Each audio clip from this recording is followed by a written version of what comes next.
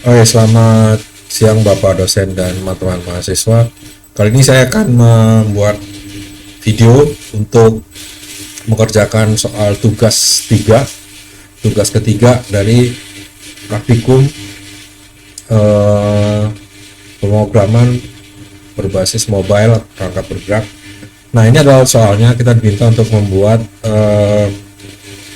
tampilan di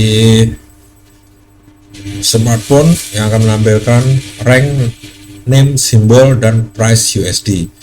Nah, kita akan mengambil data secara API yang ada di ini yang sudah disediakan. Nah, kita akan awali saja dengan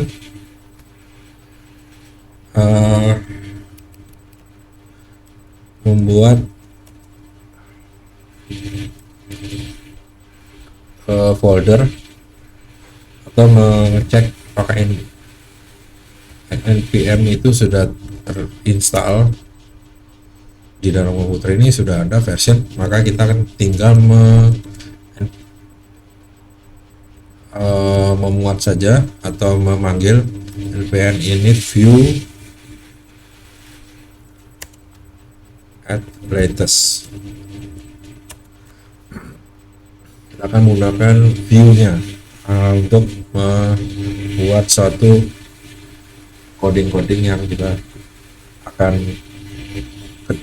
akan kita buat nanti. Ini kita masukkan hanya tugas TGS 3,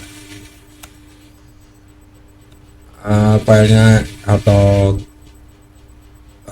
tipenya adalah TypeScript yang kita gunakan. Nah, ini sudah terciptakan tugas 3. Kita tinggal masuk ke TGS 3, lalu kita nanti npm install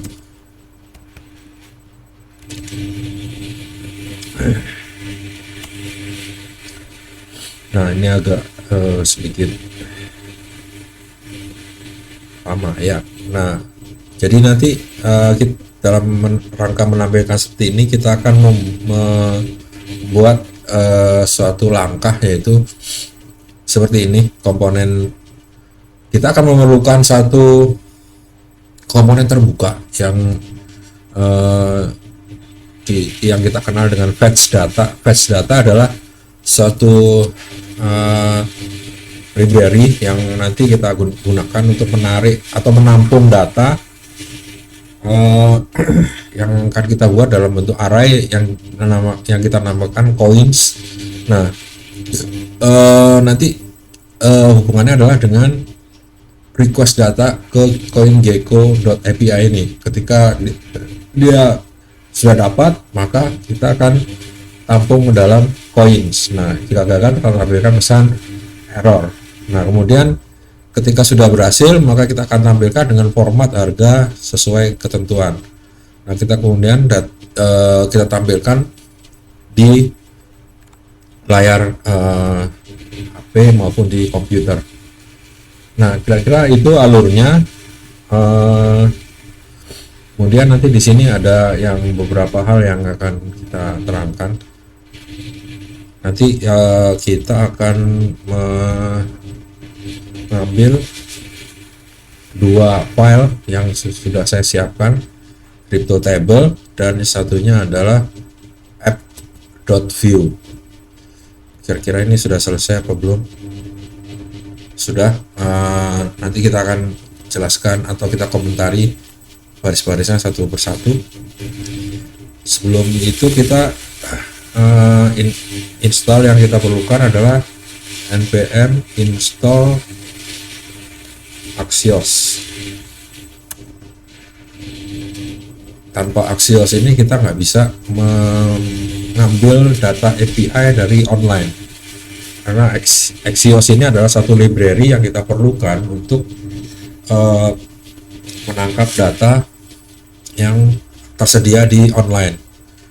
Nah, setelah Axiosnya sudah, maka kita tinggal npm run dev.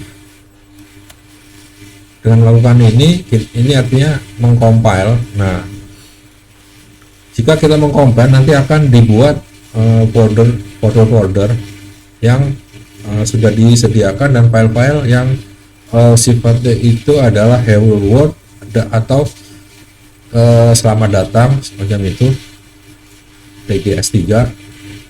Nah ini sudah terciptakan ya, tadi belum ada.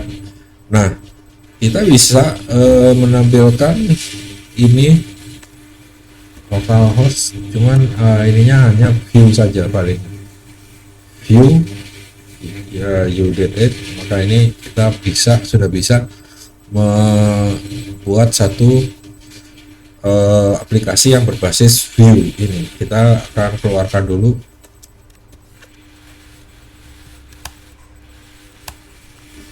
Nah kita harus mencari file yang berguna untuk menampilkan semua aplikasi tadi. Ini adalah import welcome, nah hello world. Ini kita akan ganti. Sebelumnya kita akan mengomentari satu persatu. Nah ini adalah cryptotable.view. Nah dari baris 1 sampai 9 kita coba perhatikan, ini adalah headernya atau headingnya. Kemudian ada button atau tombol di sini. Tombol ada kelasnya adalah refresh itu memang sudah tersedia di library-nya, berarti dia akan merefresh atau memanggil ulang data-data yang diperlukan. Nah kemudian add click, artinya jika kita klik maka akan dipanggil suatu function yang dinamakan fetch data. Nah fetch data ini di mana? Fetch data di halaman di baris 49 di sini 49.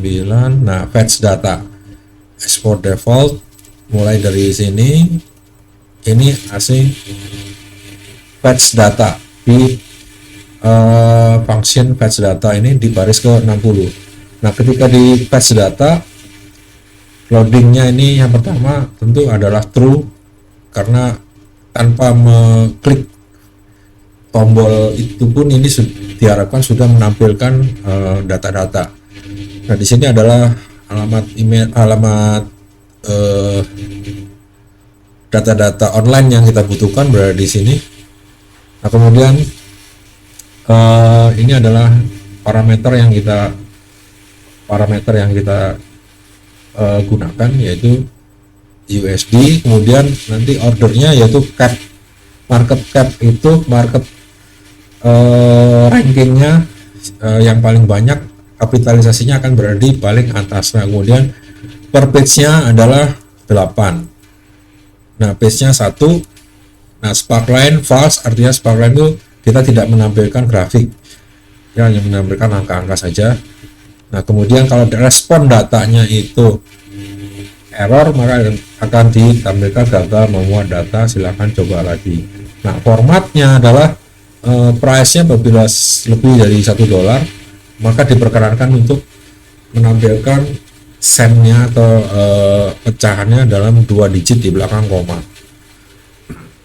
Tapi apabila di belakang koma ini sudah terlalu banyak, maka ditampilkan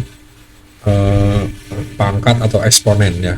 Nah ini gunanya adalah karena kita ingin membatasi, karena ruang di dalam smartphone itu terbatas, jadi kita akan menampilkan hanya sebatas pecahan 1/10.000. Kemudian mounted fetch data ini akan memanggil fetch data lagi. Nah ini adalah settingan CSS, warna dan jarak antar baris dan sebagainya yang akan kita gunakan. Nah ini kita simpan di dalam komponen ini tentu belum ada, kita save.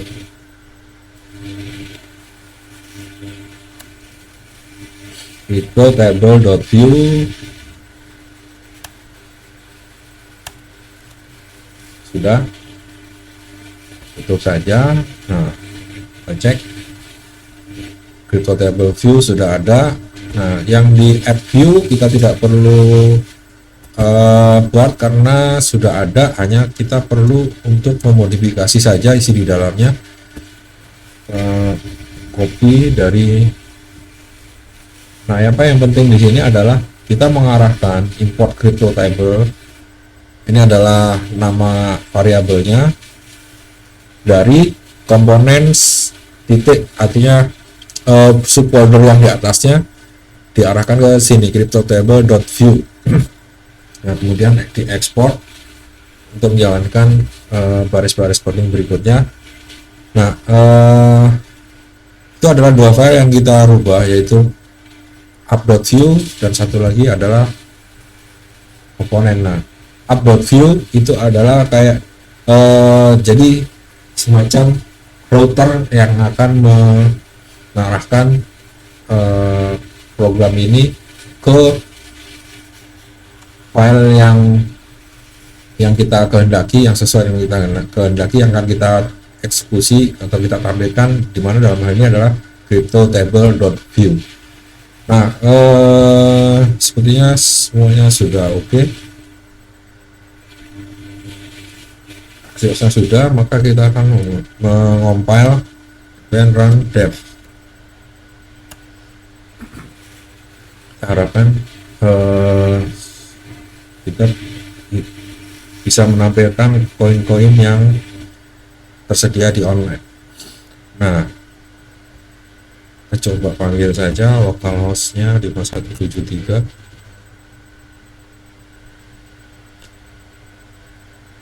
Nah, ini sudah tampil.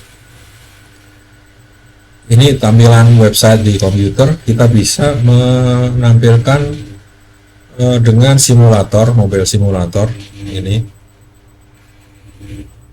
Ya, dia akan tampil seolah-olah berada di dalam smartphone. Nah, jadi ini adalah rankingnya dari 1 sampai 8. Bitcoin paling atas, Ethereum, Tether. Kalau kita cek di online pasti juga akan sama. Nah, refresh apabila kita tekan, maka akan merefresh, memuat ulang apabila terjadi perubahan harga dan sebagainya. Nah, itulah kira-kira yang video yang sudah saya buat. Kira-kira